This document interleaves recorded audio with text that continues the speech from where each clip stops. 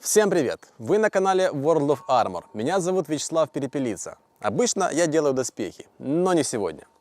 Что будет, если скрестить 3 клина, 1 баклер и 1 латную рукавицу? А получится вот такая знатная вундервафля. Вы только посмотрите на эту красоту.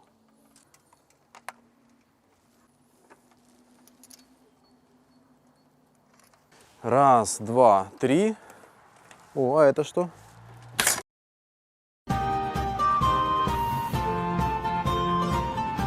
Шутка. На самом деле это выдвижной клинок. Да, и еще есть 4-й клинок, который выезжает.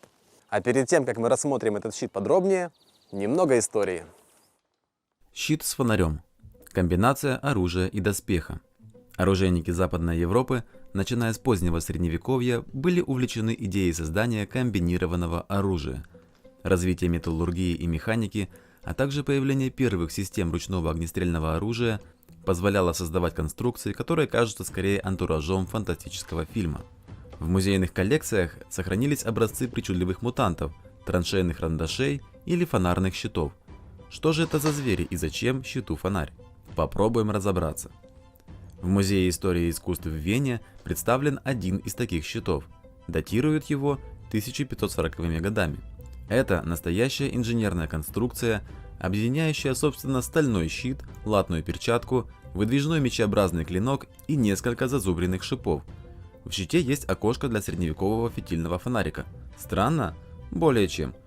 Происхождение этого монстра теряется в глубине веков. Но его прадедушкой совершенно точно был малый фехтовальный щит – баклер. Такой щит известен как снаряжение пешего бойца минимум с XIV века. А первый трактат по фехтованию около 1300 года также посвящен мечу и баклеру. Оружейники пытались усовершенствовать конструкцию баклера, оснащая его выступающими из умбона, защитные полусферы, шипом. Таким образом, щит из оборонительного снаряжения становился оружием наподобие стилета. Идею наверняка почерпнули из характерного действия баклером, прямого тычка умбоном, например, в лицо противника. Типичным примером баклера с шипом является шотландский тарджет или тардж, и его применяли на поле боя аж до середины 18 века. Распространился баклер по всей Западной Европе, а еще попал на Кавказ, где употреблялся в фехтовании местных горцев даже до 20 века. На рисунке показан кавказский баклер пари в сочетании с местными панцершоссами.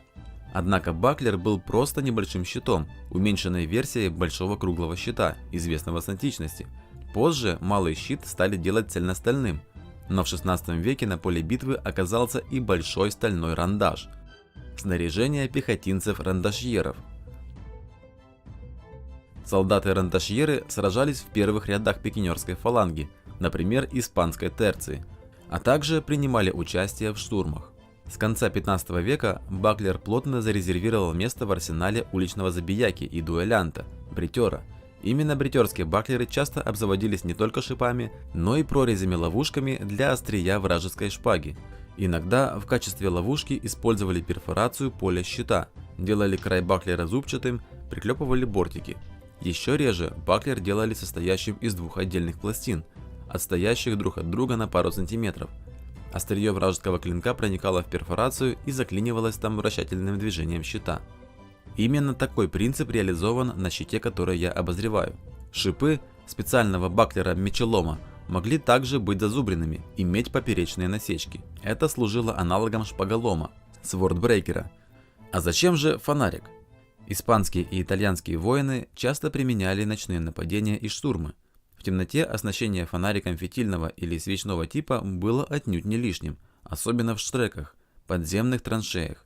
Кстати, отличный пример этого жуткого вида войны показано в фильме «Капитан Алатристе». В ночных налетах испанцы напяливали поверх снаряжения белые рубахи, камизы, чтобы отличить своих. Таких воинов и их тактику ночного боя называли камисаден – рубашечники. Для того, чтобы разгрузить руку, фонарь приделывали к баклеру или рандашу, вставляя в потайное закрывающееся специальной заслонкой окошко. Первым из оружиеведов обратил внимание на траншейный рандаш австриец фон Винклер в конце 19 века. Дополнительно к рандашу прикрепляли выдвижной мечевидный клинок длиной около 50 см. Воин мог убирать его в паз ножны или приводить в боевое состояние как нож-выкидуху. Но в отличие от баклера с кулачным хватом, траншейный рандаш имеет локтевое крепление. Левая рука дополнительно защищена латной перчаткой. Для жесткости хвата служит поперечная рукоять, но рандаш можно удерживать и без нее.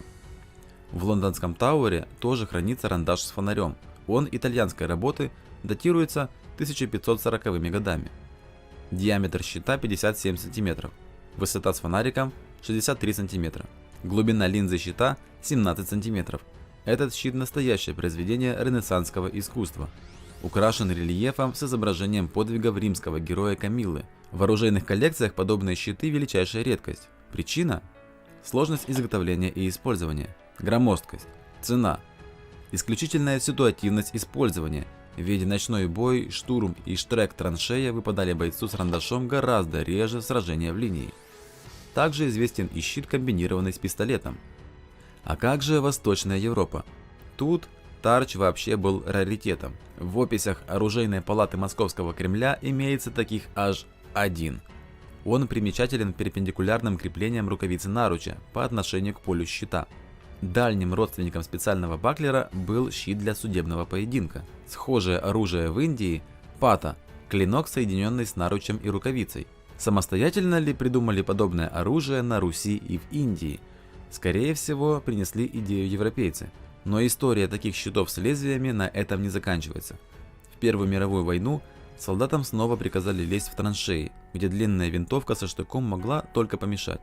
Так родилась идея траншейного ножа, совмещенного с наручем, латным кулаком. Вместе с тем в окопы вернулись шлемы, кирасы и щиты. Наследники рубашечников, комиссадан, вооружились булавами, короткими мечами, кистенями, топориками, заточенными лопатками, кастетами и короткими мечами-тесаками. Средневековье вернулось на поля сражений Первой мировой войны, но это уже тема отдельного рассказа. Щит укомплектовывается 3 съемными клинами.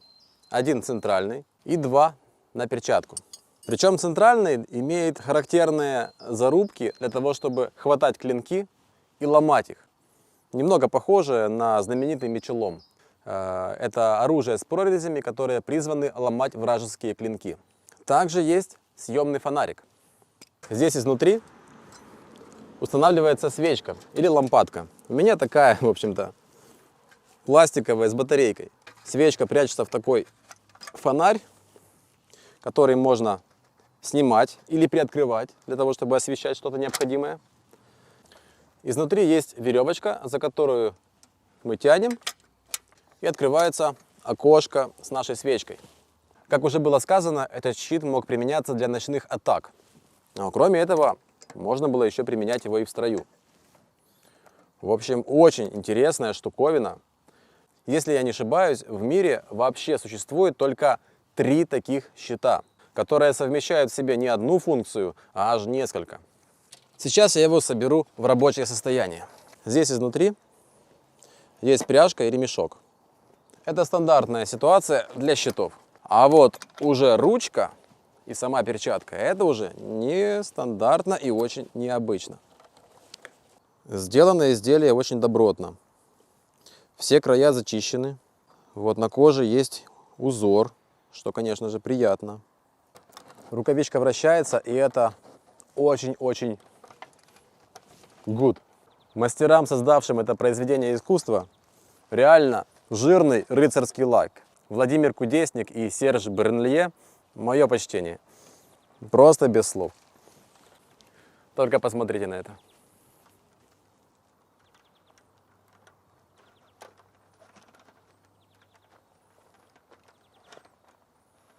Кстати, щит продается. Под видео есть ссылка на контакты, куда вы можете написать для того, чтобы купить это изделие. Продолжаем дальше рассматривать. Есть вот такая подвижная ручка.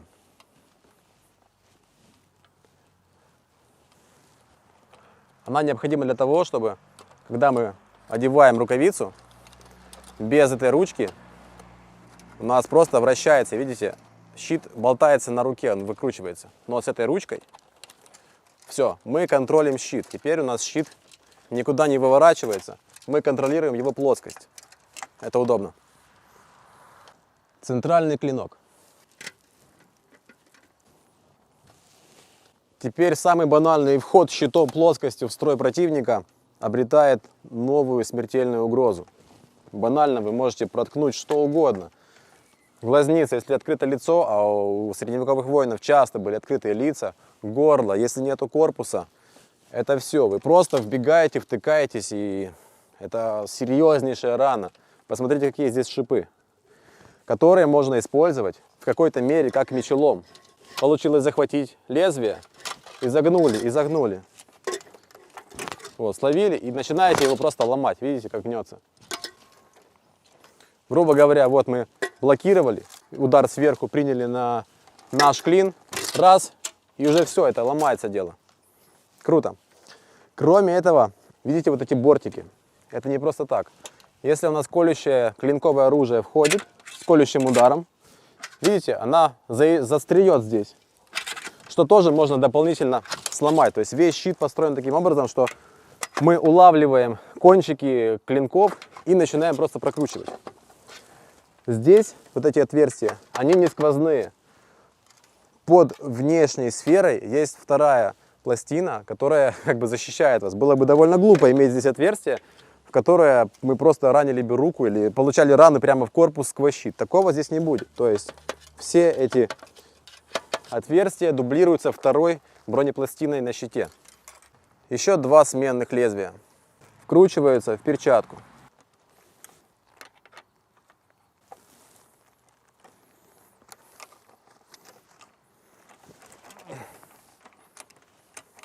Ну это просто дастиш фантастиш. Ах, блин. Жирная вещь. Смотрите только на это. Это просто какой-то Леонардо да Винчи для оружейников, доспешников. Красота. Ну и самое классное. Блин, это лайк. Это аудитория обзавидовался бы. Конечно, я не думаю, что его использовали именно как скрытый клинок, который вы так щелки, и он и проткнул противника. Я думаю, нет. Это просто возможность быстро вытащить клинок, который у вас есть и который не мешает вам. Потому что иногда вот эти все торчащие вещи могут мешать. Подобные торчащие части могли быть не всегда нужными. И имея вот такой нежданчик для вашего противника, вы получаете дополнительное преимущество. Потому что у вас есть клинок, который быстро вытаскивается и о котором ваш противник узнает в самую последнюю очередь. И, конечно, он будет очень неприятно удивлен. Блин, класс. Ну и самое главное, теперь нужно протестировать, как этот щит вообще держит удар.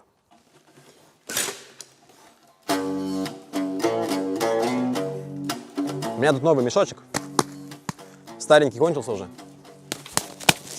Доспех, он что должен делать? Должен держать удар. А что это за доспех, если он как бы удара не держит?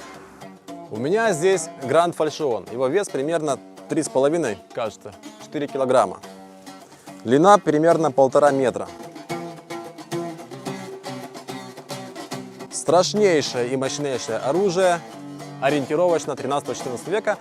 Хотя по поводу того, существовал ли такой клин с такими размерами, есть сомнения.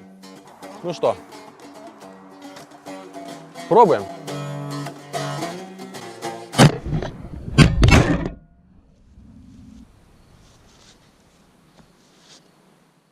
Кажется, видео придется заканчивать. Не, щит удар не выдержал, тут я даже боюсь показывать, что с ним случилось. Сейчас надо позвонить хозяину. Щит-то не мой, блин. Алло.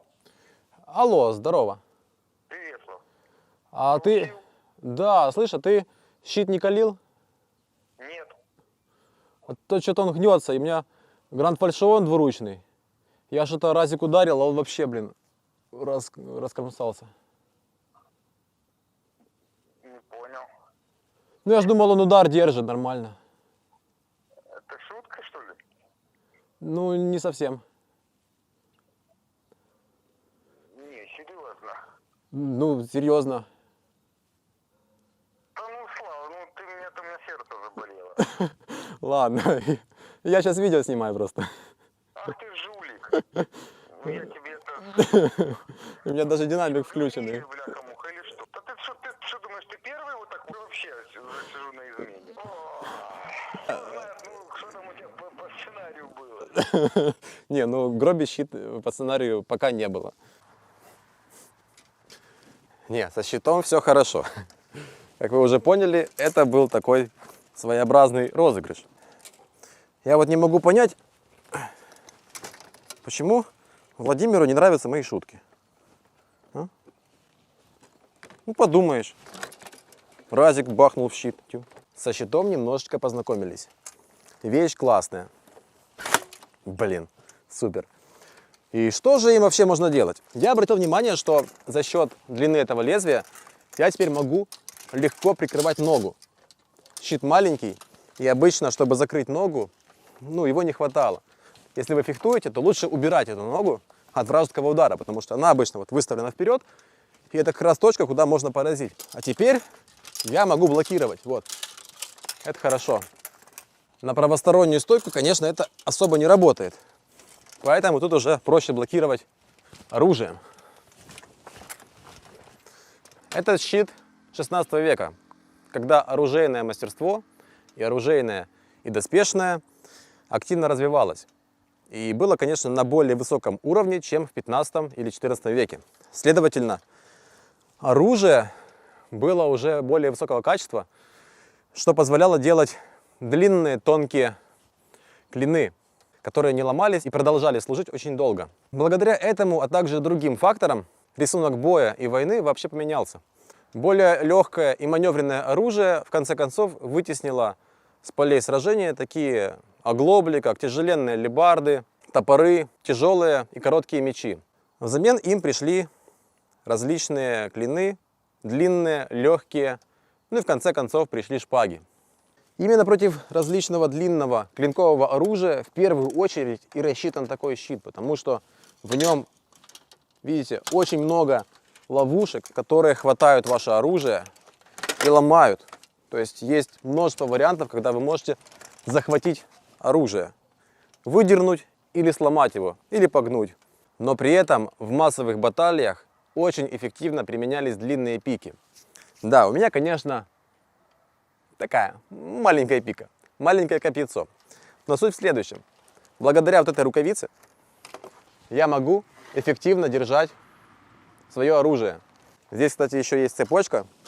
Скорее всего, ее можно настроить так, чтобы щит вешался на плечо, таким образом разгружая мою кисть. В пикинерских построениях были и бойцы с цвайхандером. Цвайхандер — это двуручный меч по-немецки, который использовался для того, чтобы максимально близко зайти в строй пикинеров, переломать по возможности пики и, конечно же, убивать вражеских пикинеров уже в ближнем бою, где они были, по сути, беззащитны.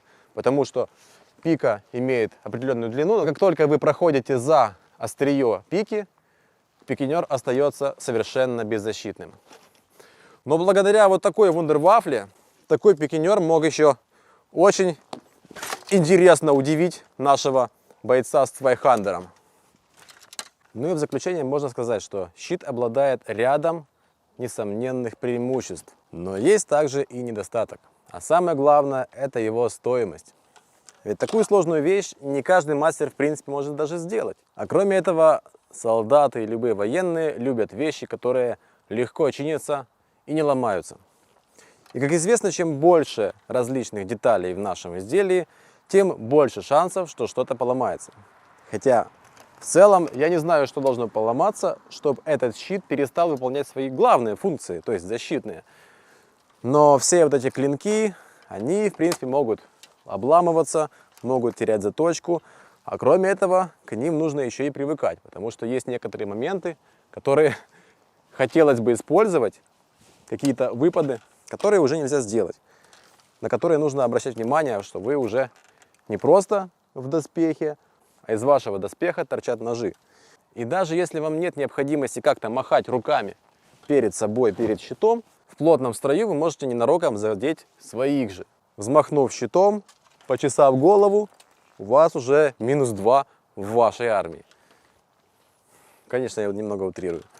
Но все же, цена — это самый главный минус. Именно поэтому такие вещи являются уникальными и раритетными. Именно поэтому схожие конструкции находятся в единичных экземплярах и высоко ценятся теми, кто любит оружие и доспехи. Ну а я благодарю патронов и патронесс, которые поддерживают наш канал. Кстати, с их помощью я приобрел новую петличку вот здесь. И я думаю, что звук в этом видео был получше. Всем спасибо, всем пока!